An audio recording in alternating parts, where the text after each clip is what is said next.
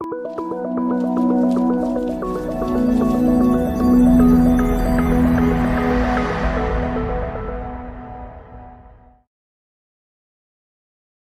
மாகடல் நிலம் வானிலுன் அணி மாளிகை ரதமே, அவை ஏறிடும் விதமே உனது அதிகாரம் நிறுவுவாய். கொலைவாளினை எடடா மிகு கொடியோர் செயல் அறவே, குகைவாழ் ஒரு புலியே உயர் குணமேவிய தமிழா என்ற பாரதிதாசனின் தமிழ் முழக்க வரிகளுக்கு ஒப்பானவன். 29 ஆண்டுகளே ஆண்டும் கூட தமிழ் மண்ணின் பெருமையை உலகறியச் செய்த ஒரு ஒப்பற்ற தலைவன்.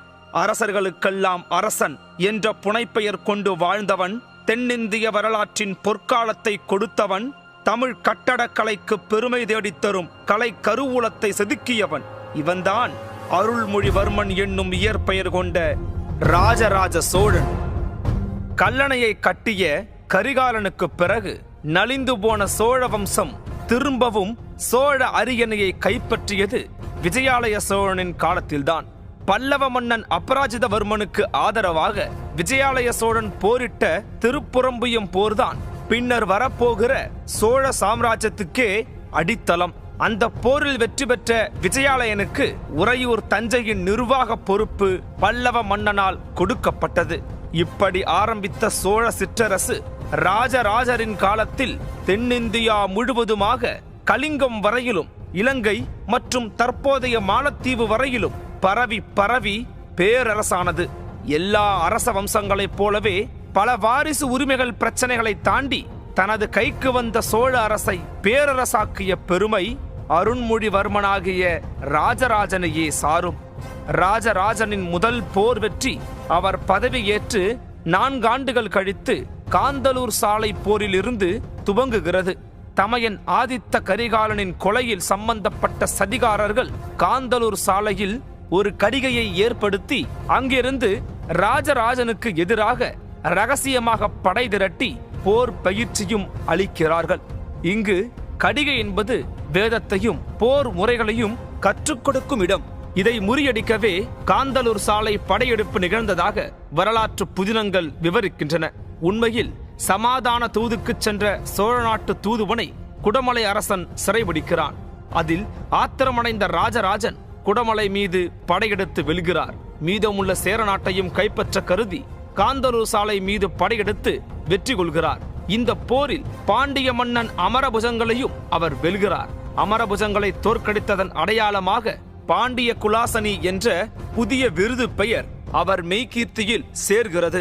ஒரு போர் வெற்றிக்கு ஒரு பட்டப்பெயராக அவருக்கு 40 விருது பெயர்கள் உள்ளன. ராஜராஜனுக்கு முன்பு இருமுடி சோழர்கள் இருந்தார்கள்.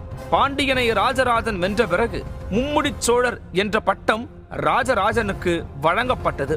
கன்னட நாடு, வேங்கை நாடு ஆகியவற்றை வென்றது சோழர் படை. ராஜராஜனின் பெண்ணான குந்தவையை கீழை சாளுக்கிய மன்னனான சக்திவர்மனின் தம்பி விமலாதித்தனுக்கு மனம் செய்து கொடுத்து கீழை சாளுக்கியம் சோழருக்கு எதிராக திரும்பாமல் பார்த்து கொண்ட ராஜராஜனின் பார்வை மேலை சாளுக்கியம் பக்கம் திரும்பியது. சுமார் 9 லட்சம் படை வீரர்களோடு மேலை சாளுக்கியத்தின் மீது படையெடுத்து அவர்களை மீண்டும் தலையெடுக்க விடாமல் வென்று அங்கிருந்து ஏராளமான செல்வத்தையும் அடிமை போர் வீரர்களையும் அள்ளிக்கொண்டு தஞ்சை பக்கம் திரும்பியது.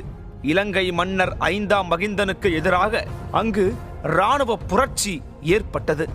அதை தனக்கு சாதகமாக பயன்படுத்தி கொண்டு தன்னுடைய பலம் பொருந்திய கடற்படையை பயன்படுத்தி மகிந்தனை வென்று அவன் கட்டுப்பாட்டில் இருந்த அனுராதபுரத்தை அழித்தொழித்து பொலனறுவையை தலைமையகமாக மாற்றி அதற்கு ஜனநாத மங்கலம் என்று புது பெயரையும் சூட்டி தன் புலிக்கொடியை நட்டு பறக்க விட்டார். இந்த வெற்றியை கொண்டாடும் விதமாக அங்கு ஒரு சிவாலயத்தை நிறுவினார்.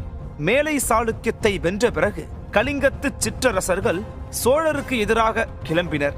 அவர்களை அடக்க ராஜேந்திர சோழனின் தலைமையில் சென்ற படை மகேந்திரகிரி அரசனை கொன்று அங்கு 2 வெற்றி தூண்களை நாட்டினார். அப்போதைய முன்னீர் பழந்தீவிற்கும் இப்போதைய மாலத்தீவிற்கும் இடையில் நடந்ததுதான் ராஜராஜனின் ஆட்சியில் நிகழ்ந்த இறுதிப் போர். நாகப்பட்டினத்தில் இருந்து கிளம்பிய கடற்படை மாலத்தீவை சுற்றி வளைத்து அங்கிருந்த மன்னர்களை வென்று அங்கும் தன் புலிக்கொடியை பறக்க விட்டது. இத்தனை போர்களும் நாடு பிடிக்கும் வெறியில் செய்யப்பட்டவை அல்ல. இவர்களை விட்டு வைத்தால் நாளை அவர்கள் சோழ பேரரசுக்கு பெரும் தலைவலியாக வந்து சேருவார்கள் என்பது ஒன்று. மற்றொன்று, கடல் வழி வாணிகம் சிறக்க அங்கெல்லாம் சோழ பேரரசு இருந்தாக வேண்டிய சூழல். இதை திறம்படச் செய்து ஒரு சிறந்த பேரரசர் என்பதை வரலாற்றில் நிலைநிறுத்திக் கொண்டார் ராஜராஜன். ராஜராஜனின் பெயரை இந்த உலகம் உள்ளளவும் சொல்லும் ஒரு கலை படைப்பு தஞ்சை பெருவுடையார் கோவில். மிகப்பெரிய லிங்கம், அதற்கு தகுந்த ஆவுடையார், மிகப்பெரிய நந்தி, 80 டன் எடையுள்ள விமானம் என எல்லாமே பெரிதுதான் இங்கே. காஞ்சியில் பல்லவ மன்னர்களால் கட்டப்பட்ட கைலாசநாதர் கோவிலை கண்டு வியந்த ராஜராஜன் தஞ்சையில் இப்படியொரு சிவாலயம் எழுப்ப வேண்டும் என்று பெருங்கனவு கண்டார். அதன் விளைவே தஞ்சை பெருவுடையார் கோவில். மேலை சாளுக்கியத்திலிருந்தும் மற்றும் பல போர்களிலிருந்தும் அள்ளி வந்த பெருஞ்செல்வத்தை கொண்டும் அங்கிருந்து அழைத்து வந்த போர் கைதிகளின் ஆள் பலத்தை கொண்டும் இக்கனவை அவர் நிறைவேற்றினார். தஞ்சை பகுதி முழுதுமே சமவெளி, மருந்துக்கும் மலைகள் கிடையாது. தேவையான அத்தனை கற்களையும் திருச்சி நார்த்தாமலை, திருவக்கரை பகுதிகளில் இருந்து கொணர்ந்து இந்த மகாமேருவை தஞ்சையில் நிறுவினார். கோயில் கட்டுமானத்தில் செங்கல் இல்லை, மரம் இல்லை, எல்லாமே கருங்கல். இத்தகைய பொறியியல் திறம்பெற்ற தச்சர்கள் அன்றைய தமிழகத்தில் இருந்திருக்கிறார்கள். தஞ்சை பெரிய கோவிலை கட்டிய தலைமைச் சிற்பி குஞ்சரமல்ல பெருந்தச்சன். தஞ்சை பெரிய கோவில் கட்டுமானம் பற்றிய ஒவ்வொரு செய்தியும் கல்வெட்டுகளாக பதிக்கப்பட்டுள்ளன. ஸ்ரீ ராஜராஜேஸ்வரமுடையார்க்கு தான் கொடுத்தனவும், அக்கன் கொடுத்தனவும், நம் பெண்டுகள் கொடுத்தனவும் மற்றும் கொடுத்தார் கொடுத்தனவும் என்கிற கல்வெட்டு மிக பிரசித்தி பெற்றது.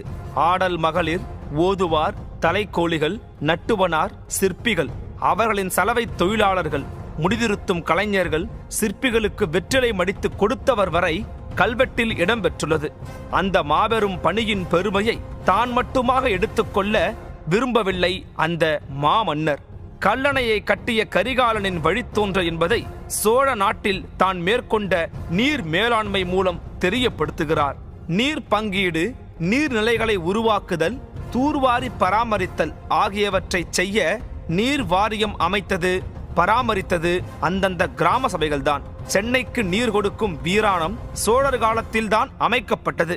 காவிரியின் கிளையாறுகள் மற்றும் இந்த ஏரிகளை தஞ்சையை நெற்களஞ்சியமாக்கியதற்கும் சோழவளநாடு சோறுடைத்து என்ற பெருமை ஏற்படுவதற்கும் காரணம் ஆட்சி நிர்வாகத்தில் தன்னுடைய மூதாதையர் கொண்டு வந்த குடவோலை முறையினையே சீர்திருத்தி மறு உருவாக்கம் செய்து அமல்படுத்தியிருந்தார். உழுபவருக்கு நிலம் சொந்தம், உழுபவர் உழும் காலங்களில் மட்டும் அரசாங்கத்துக்கு வரி செலுத்த வேண்டும், உழவுக்கு நிலத்தை பயன்படுத்தாத காலங்களில் வரி தேவையில்லை என்பது போன்ற பல திட்டங்களை இவர் உருவாக்கியிருந்தார். தமிழ் வாழும் காலம் தொட்டும் ராஜராஜனின் பெயரும் புகழும் வாழும் நிலைக்கும்.